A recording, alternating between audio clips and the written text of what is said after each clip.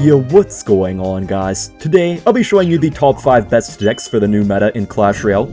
So kicking it off at number 5, we have Hog Earthquake. Some of you guys might be surprised to see Hog Earthquake make this list. I mean, I know some people think Hog is insanely broken, but it's not really that broken, but it's definitely a lot better in the meta right now. Before, it was kind of just always getting outshined by Royal Hog's Earthquake, but I feel like ever since Evo Cannon became really popular, Royal Hogs definitely struggle quite a bit to break through those Evo Cannon cycle decks, and what's so good about Hog right now is that so many of the top Arrows decks got a massive nerf, like Lavahound got a huge nerf with the Lavahound itself getting a nerf, but also the Chef Tower getting a nerf, and Evo Pekka got a nerf to its range, you know, Goblin Giant got a nerf. This guy actually does have Golem here. He does have Arrows too, but even when you do face an Arrows deck, you can still always do well just by really using that 3-card cycle very effectively and outcycling your opponent.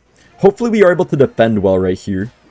But guys, half of this deck's power is really just in the Evo Cannon. I have to say, I think Evo Cannon does pair quite a bit better with Hog EQ compared to Royal Hog's EQ. It's just that this deck has a lot bigger pushes than Royal Hogs. Like Royal Hogs, it really doesn't have much substance to its pushes, I guess you could say, but this deck, you can make those huge Goblinstein Hog pushes, and it can really do great work. This guy actually does pull the Clone out of nowhere, but Firecracker's just so darn good against Clone. I absolutely love it. And I think it's probably just about Jover for this guy right here, so I might just go for the Hog Rider as well. I mean, I'm going to see what he does right here. He has to defend with something. I don't know what he's going to do, though. Okay, he's not giving up. I thought he might be giving up for a second. He's not giving up, but he's definitely not in the bestest of positions right here. I probably will have to go ahead and play my Log right here by the looks of it. Yeah, I might as well. Okay, he does go for the Golem in the back. Okay, I'll just play my Goblinstein right here. I really hope we don't lose our tower, guys. I really hope. But anyways, guys, Evo Firecracker, Evo Cannon is definitely my 2 Evos of choice in this deck right now, I will say. Okay. He does get the arrows off. We do have our Evo Cannon right now. We have our Goblinstein ability. I think we're probably going to wreck that Lumberjack pretty much before it even crosses the bridge, really. Okay, it's really on 1 HP. Okay. Guys, there's no way! There is no way. You know, I was fearing that would happen. Dude, literally a... Oh my gosh, a 1 HP... Well, it's not 1 HP, just like an invincible Lumberjack goofy. Oh, that is so dumb, guys. I was literally fearing that would happen. Okay, well, now it's actually kind of interesting at this point. He does have arrows, so at any given time, he could kind of wreck me if I'm not careful. Okay, at least Firecracker will kill all of this here, I think. Okay, he does go for the arrows. But we do have such a quick cycle, guys, so I'm feeling pretty good about this. Beautiful Firecracker splash right there. And by the way, guys, as I always say with these videos, don't just play the number 1 deck. Like, we're playing the 5th best deck right now on this list, but don't just play the number 1 deck. Play the deck... Oh, no. Oh, no. Okay, guys, as I was saying, just play the deck that you're best with, you know what I mean? Like, play the deck you're most comfortable with. That's really gonna be the best deck for you to use. Like, if you're comfortable with a deck, it can be a lot stronger to play that deck than to play a deck that's more broken if you don't know how to play it correctly. So, you know, whatever is good for you, whatever your play style is. If you're a cycle player, obviously Hog EQ could be nice for you, but if you're a beatdown player, maybe you want to wait a little bit, or if you're more of a control player, maybe you also want to wait a little bit more. So, yeah, just keep that in mind, guys. Just keep that stuff in mind. Let me go for my Evo Cannon right here. Hopefully that can do something. That's actually a very nice Evo Cannon. He does go for the arrows, but we are kind of surviving, surprisingly. Come on, please, Firecracker. If we can win this, guys, I think we deserve a subscribe. Guys, if we can win this, you have to subscribe. I haven't said that in a while, guys, but I genuinely am praying I win right here. I don't want to lose to Golem Clone, man. We're not in freaking 2019 still, so let's win this John here, hopefully. Come on, guys, we got this. Dude, he's just arrows cycling me, man. Okay, guys, we have to go for a Pocket Stein here. Pocket Stein. Okay, Hog here. Pocket Stein. We have no time left. We have to go right now. Otherwise, we're dead. So, let's hope this works out here. Okay, I think we got him. I think we got him. We got him. Okay, you guys have to subscribe. Let's go. Alright, guys, and moving on to deck number 4, we have Lavaloon. Now, I think a lot of people probably think Lavaloon is kind of dead right now just because of the fact that the Chef Tower got a huge nerf. I know Lavahound got a little nerf too, but honestly, I don't think the Lavahound nerf will really affect it basically at all. So, Lavahound should still be all good, and I think Princess Tower might actually be better than Chef in this deck because of the nerf, but I'll have to test it a little bit more. You guys could probably really get away with playing it either way, with Chef or with Princess Tower. I think both should work. It's kind of just going to be a toss-up these days, because, I mean, level 16 Lavahound is still going to be insanely broken, but you are going to have to deal with some of the drawbacks of the Chef now, because it just is quite a bit weaker than a Princess Tower. aside from the special buff that it has. Now, we are facing Splashyard here, it looks like, but he has the Cannoneer as well, which is definitely going to make it a lot more difficult, unfortunately. Hopefully, we're still able to pull off something interesting right here. He does waste the Tornado right there, so I think what we can do now is just go for a Lava Hound in the back at 10 Elixir, guys.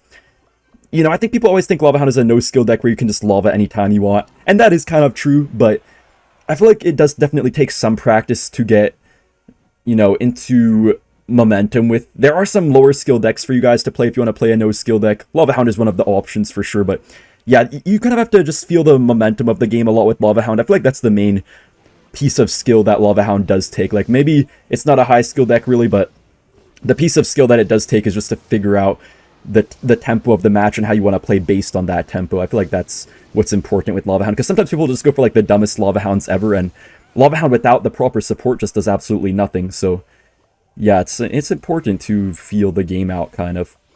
I could go in for a balloon here, then like fireball a cannon, but I'm not really sure. Okay, I'm gonna do it. You know, maybe that's not the best play though, because I feel like the cannon...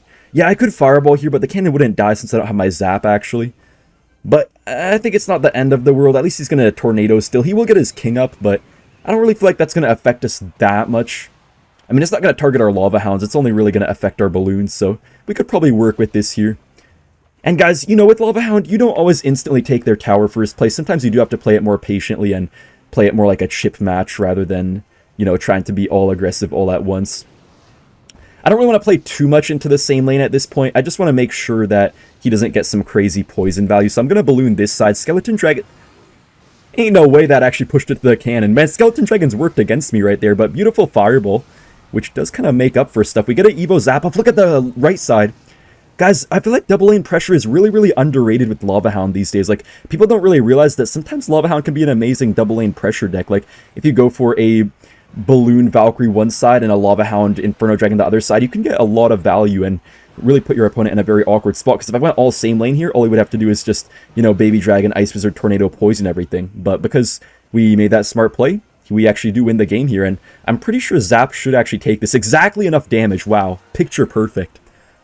Alright, so moving it up now to the third best deck in the current meta, we have Lumberjack Ramrider. This deck is completely new. It's completely out of nowhere. It's hard to say whether it'll be a top 3 deck or more like a top 5 deck or something like that, but guys, it's safe to say that Evo Lumberjack is absolutely broken right now, so I know for a fact that Lumberjack decks will definitely be shining a lot in this upcoming meta. Lumberjack is just so crazy right now, and guys, the best part about this deck is the fact that you have a Rage up in here, so what that does, if you guys don't already know, is that when there's an Evo Lumberjack, like there's a ghost, right? Like there's kind of a ghost Lumberjack with the Evo, and what happens is that if you put a Rage on that ghost, it'll keep it alive for longer. Like, it has a certain lifetime, but if you put a Rage on it, it will stay alive for longer. So you can really just win games instantly based off of that by just surprising your opponent with a Rage. You guys will see here, like, it's still a relatively new card as well, so people aren't really used to, I mean, a relatively new evolution, so people still aren't even used to it yet. So if you guys want to farm some quick wins, I would highly recommend this deck. It might be one of the easier decks in today's video to play as well. It's not really a beatdown deck necessarily. It's more so kind of like a special hybrid bridge spam deck, but it works out so well, honestly. Okay, guys. No! Oh, it's alive! Guys, look! I did it! Look, guys, look! Do you see that? Do you see that damage? My guy just lost the majority of his tower. Bro, I feel bad. No, I'm just kidding. Of course I don't feel bad for this silly goose. He's playing Recruits, man. Wait, he's really playing Recruits Giant Skeleton, I just realized. What is this man doing? That will actually get to my tower, but you know, I was going to say not really worth lumberjacking on, but on second thought, maybe I should have actually played my lumberjack right there. Okay, that could be my bad right there, guys.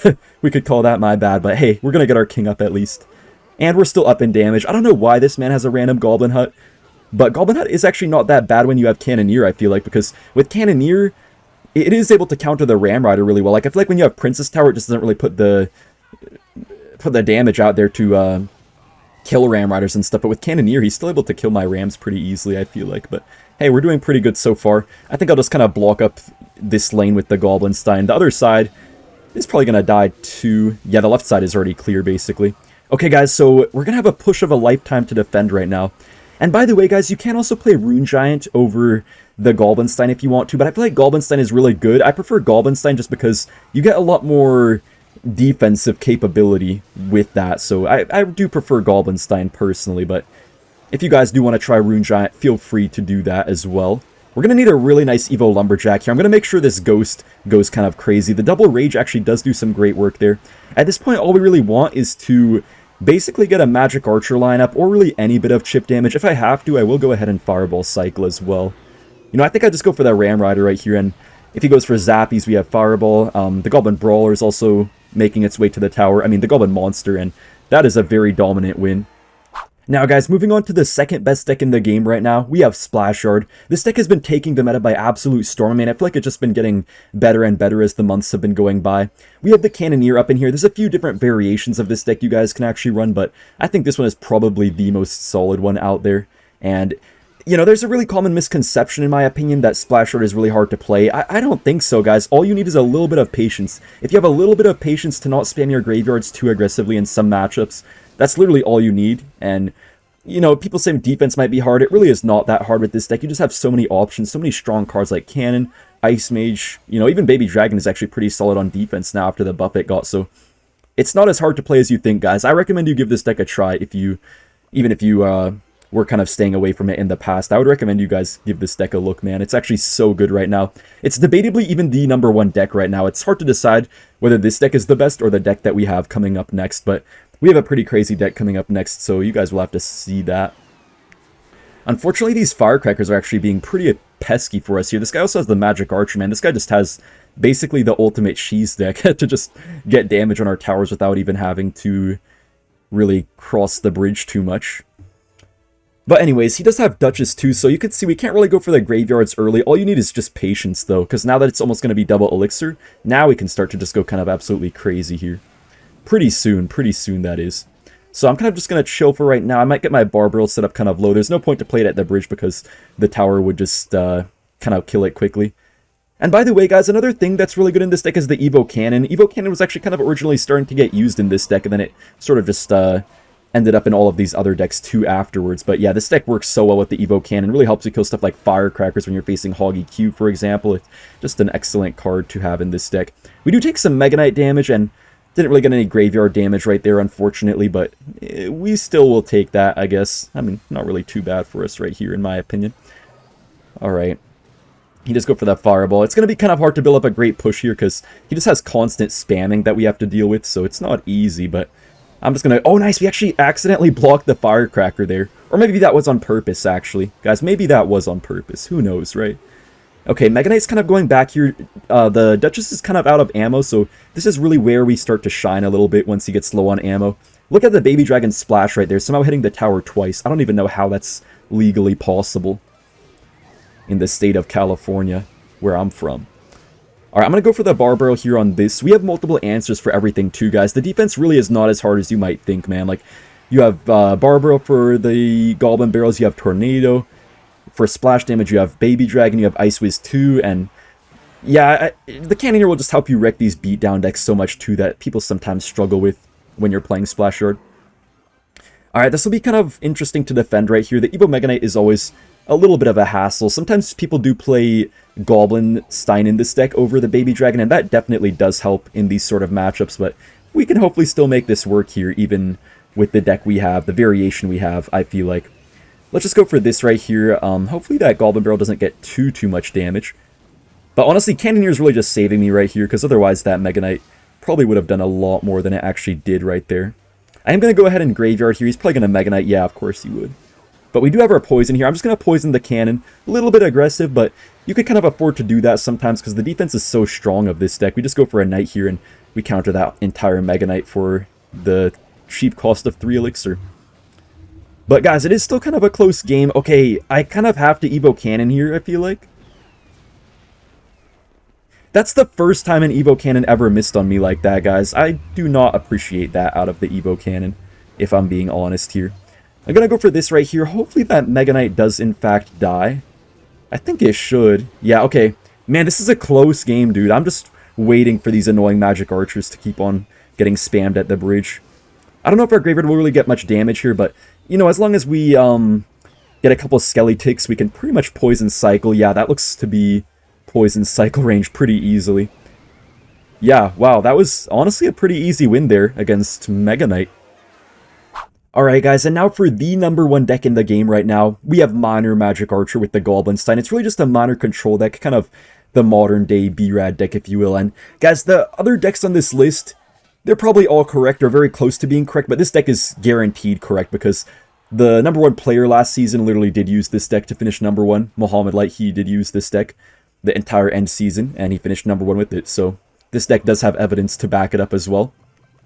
It's really, really strong right now. Honestly, the only reason I wouldn't rate Hog higher on the list currently is really because of this deck, because this deck is so darn popular, and obviously it's not that fun for Hog to face a deck with a Building and Tornado, but Hog can still beat this deck, but obviously with this deck you're going to be pretty well versed against stuff like Hog, just having, you know, all these different counters up in here as well. I'm going to go for the Tornado. Potentially we get our King up here. Oh, we don't. Man, I feel like I maybe could have placed that a little bit differently right there. You know what, guys? I'm just being honest, you know, that will happen to you guys sometimes, where you don't quite get the King activation, but we still countered the Inferno Dragon. I would have had to play something regardless. So I guess that's not really a missed Tornado necessarily. Yeah, you know, I'll take that. That's a good way to look at it. Look at it with the glass half full, if you will. But yeah, guys, with this deck, I mean, what can I say, man? All you have to do, basically, is you want to spam... You know what's so good about Goblinstein in this deck, guys? That you can spam the Goblinsteins and effectively you force your opponent to play something onto it, and then you just get a free Magic Archer lineup on whatever they play. So, like, before, the issue with Magic Archer decks sometimes is that, you know, when it would just be like a minor Magic Archer deck, your opponent wouldn't really have to play anything for those minors except like skeletons or something, which don't really give a great Magic Archer lineup, right? But ever since Goblinstein came out, the Goblinstein always forces out something, and then, yeah, you basically guaranteed are going to get a nice Magic Archer lineup on whatever they play for it, so that's why this deck works out so well. Goblinstein really does carry this deck quite a bit. Okay, I will go for my King Tower activation here, guys. I hope he doesn't try to 3-crown me or something with some ridiculous Lumberjacks evolution stuff. Okay, I was scared for a second that I kited the... Okay, no! No way, guys. Please, the Lumberjack. Please, get off. Okay, guys, I was literally scared there for a second that I would get 3-crown, but luckily we get a great ability here, and we're looking pretty good so far. I'm not really abusing my Magic Archers too much just yet. I'm mostly playing them on defense here. In certain matchups, you do just want to use them more on defense, other times more on offense. I'll probably try to get some Magic Archers on offense soon, but man, these evolved, you know, or Enchanted Inferno Dragons and stuff are pretty scary. I'm going to go for the Magic Archer right here, guys. It's sometimes good to go for Magic Archers on these little things just because people don't really predict it. So even though it doesn't get you that much value, people just don't predict it, and it still gets good damage, more than most people might actually expect sometimes. Alright, so yeah, this game could really go either way, man. I'm just going to go for a Stein kind of up high right here. And he's probably going to place something into this, so we should get probably a pretty fat ability, I would say. Which I am pretty happy about. Yeah, going to pop the ability here. We got to make sure this Dark Goblin dies. Unfortunately, the stuff is not quite dead here, but it's not looking too bad, I would say. Let's pull this John back here. Guys, he could go for a rage. Oh, no. Oh my goodness, guys. Okay, I kind of panicked at the log there. But honestly, I would rather panic against an Evo Lumberjack than let that John take my whole tower.